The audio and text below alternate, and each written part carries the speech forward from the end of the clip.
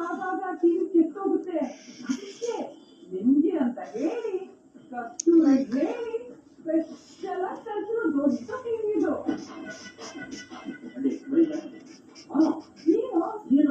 ಇದನ್ನ ಶಾಪಲ್ಲಿ ಪರ್ಚೇಸ್ ಮಾಡಿ ತಗೋಬೋದಾ?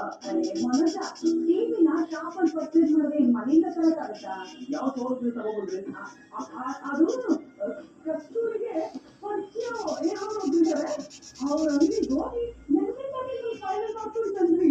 ಅಮ್ಮ, ಇದು ತುಂಬಾ ದೊಡ್ಡಪ್ಪಮ್ಮ.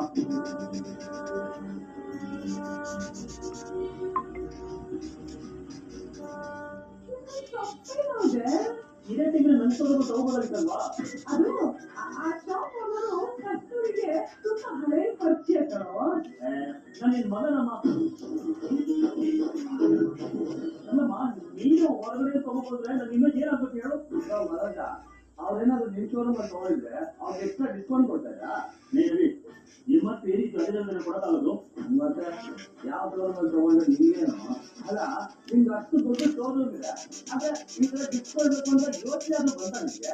ಅವ್ರು ಬಂದಿದ್ದಾರೆ. ಅಮ್ಮ, ನೀನ್ ಇದು ನನ್ನ ಸೌಲಭ್ಯ ತಗೋಬೇಕಾಗಿತ್ತು. ಇದು ಹಳೇದು ಕಣೋ.